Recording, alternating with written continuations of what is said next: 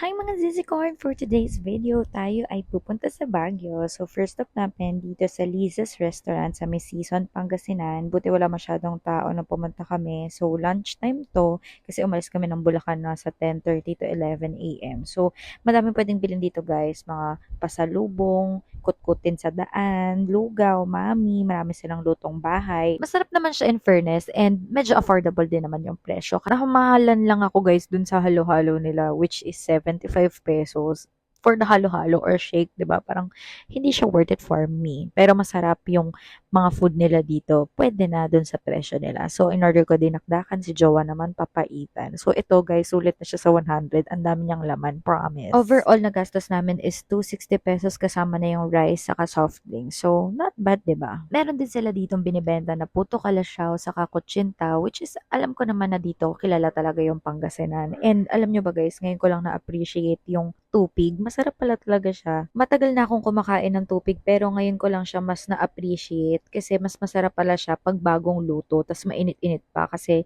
malalasahan mo yung baga saka yung crunchiness ng nyog. Ay, hindi ko ma-explain, masarap siya. Medyo sweet na crunchy. Basta new fave, ganun.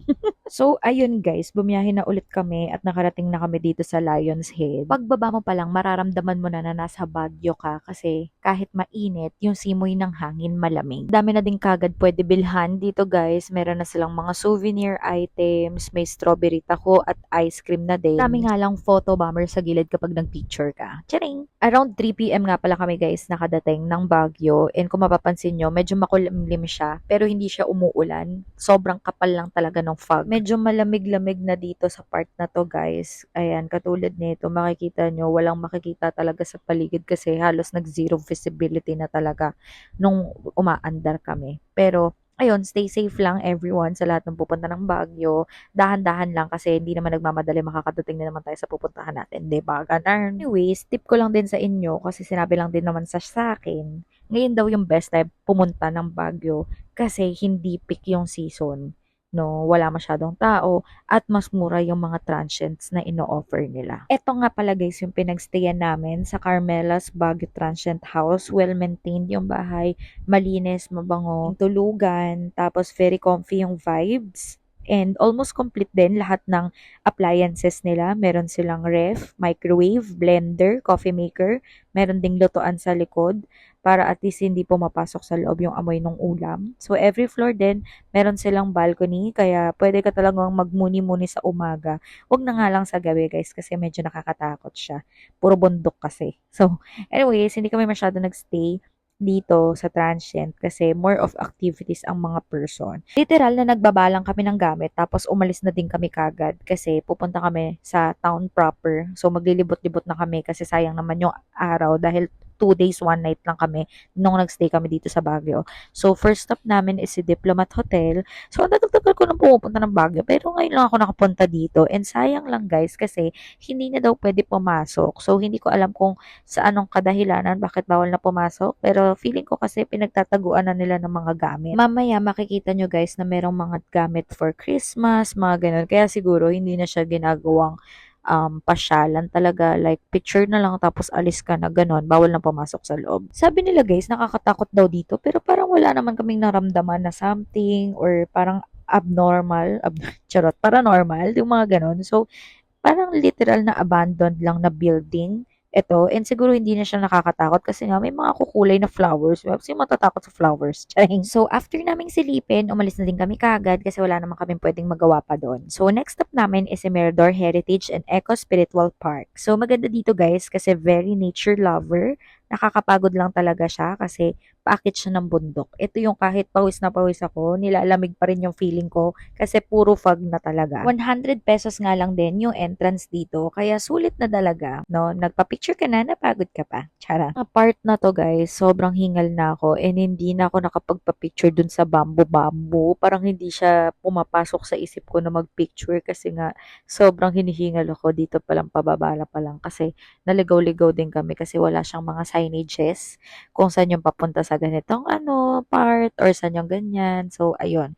Hingal talaga yung kalaban ko dito, guys. Dito sa mga part na 'to, nare-realize ko na kung bakit summer capital of the Philippines ang tawag sa Baguio. Kasi literal puro lakad, pagpapawisan ka talaga. Buti na lang guys, malamig yung klima dito. Kaya I suggest, magdala kayo ng pamunas at water kasi kailanganin niya talaga yan. Pagaran kasi siya, pero at least enjoy naman. So, ito yung bell ng family or something. Hindi ko alam kung ano yung history nito.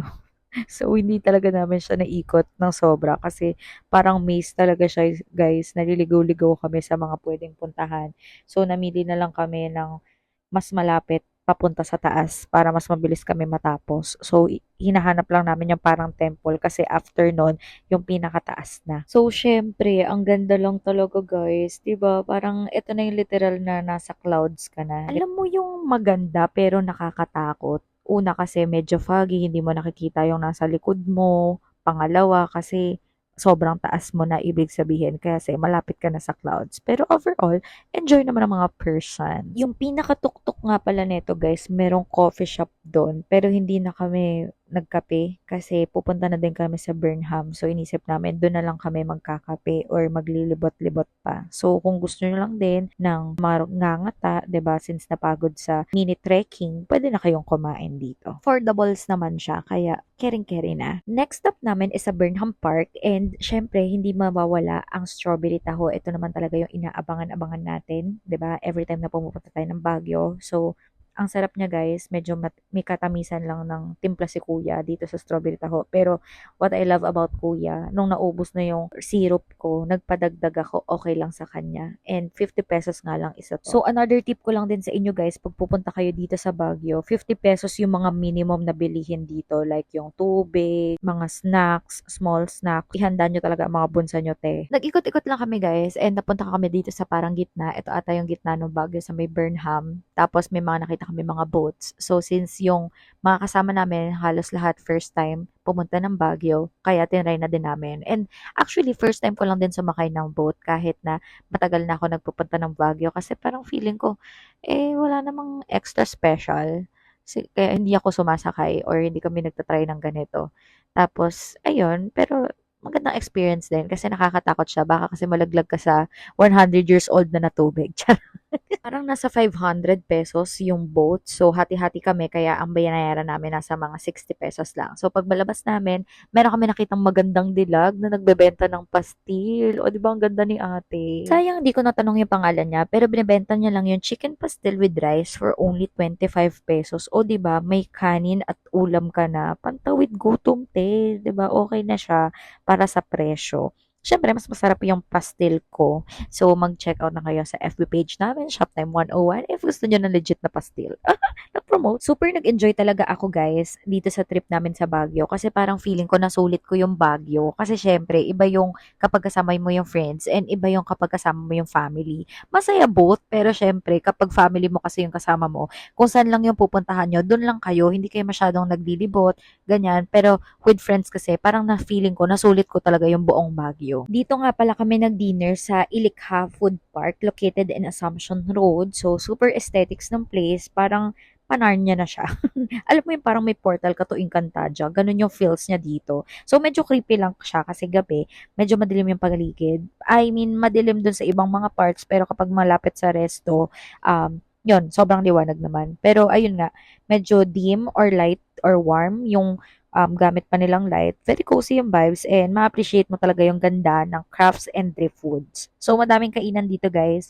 Price ranges to 80 pesos to 300 pesos. So, mamimili ka na lang talaga ng kakainan mo. And honestly, alam nyo naman ako, pag nagre-review, sinasabi ko talaga yung totoo. And medyo hindi ko nagustuhan yung service nung kulaw kasi ang tagal nila magluto and nothing special dun sa kinain. I'm so sorry gusto ko lang maging honest talaga. And maganda siya sa picture kasi. Pero nung dumating siya, mapapamyaw ka na lang talaga na, ay, yun lang pala yun. Parang ganun. So, yun, wala pang mangga nung time na yun kasi naubusan daw sila. Pero sana, di ba, pinalitan man lang nila ng other complementary pero wala silang pinalit. So anyways, mamaya ipapakita ko para mas makarelate kayo. Feeling ko guys, dito mas better talaga if mga desserts or parang kapihan style lang yung bibilin mo sa kanila kasi feeling ko yon mas masarap at mas okay pa para sa presyo niya. So meron ding mga bentahan ng accessories dito. Actually, may nagtatarot trading nga din dito. Gusto magpatarot ka, so wala ako sa mood that time, kaya wag na lang. Maa-amaze kayo guys kung paano na-construct or paano nangyari yung ganitong setup. Kasi parang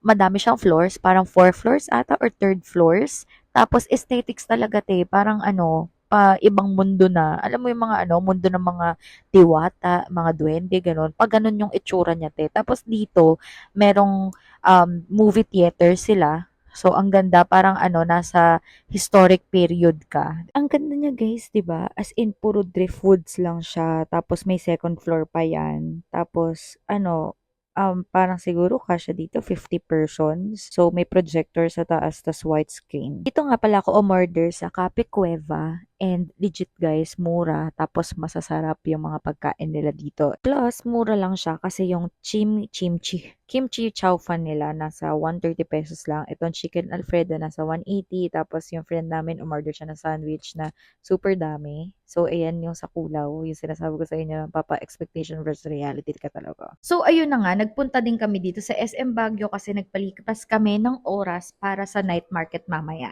Ang ganda dito sa SM Baguio kasi walang aircon pero ang lamig-lamig talaga sa loob. Super ganda din ng city lights na view dito and maraming kainan. And guess what guys? Ang daming big brands na super sale. Saan ka makakakita ng Mendres tas buy one get one? Nasabi ko talaga sa inyo dahil babalik talaga ako dito sa SM kapag bumalik ako ulit ng Baguio kasi maghahanap ako ng mga sulit or good finds. So, let's go to the night market. 9 p.m. yung start ng night market. So, mga 8:45 bumaba na kami ng SM and nilakad na lang namin siya para at least hindi na kami dumagdag dun sa traffic. Madaming beses na ako nakapunta sa night market dito sa Baguio and sinasabi ko talaga sa inyo, napakadaming tao kahit na peak or hindi peak season. Usually, ang makikita dito mga ukay, good finds, mga trench coat, jacket, pakainan, and mga souvenirs. Hindi ako basher guys ha, pero hindi ako masyado enjoy dito kasi napakadaming tao, siksikan. Eh, ako yung tipong tao na sa ngayon ha, ayoko na ng sinisiksik ako or nasisiksik ako. Parang hindi ako makahinga. Kaya sabi ko kay Jowa, pumunta na lang tayo kagad dun sa may kainan para at least makapag-dessert tayo kasi nga hindi kami na-satisfied doon sa kinain namin sa Kulaw. Since nakapagpahinga kami kanina dun sa SM, biglang pumutok yung pagod ko nung nandito na kami sa night market. Kaya gusto ko pumunta na lang kagad sa kainan. Tapos, ayun, halos same-same lang naman sila ng ina-offer na food like cheesy sweet corn, tapsilugan, Korean foods, tanghulo, strawberry shakes, marami pang iba. So, yun lang muna kasi wala na akong ginawa dito. Kundi sinabi ko na kay Jowa, gusto ko nang pumunta sa van, gusto ko nang umupo. Kaya kung pupunta kayo dito, siguraduhin yung madami kayong energy. Ayun lang, wait for the part 2.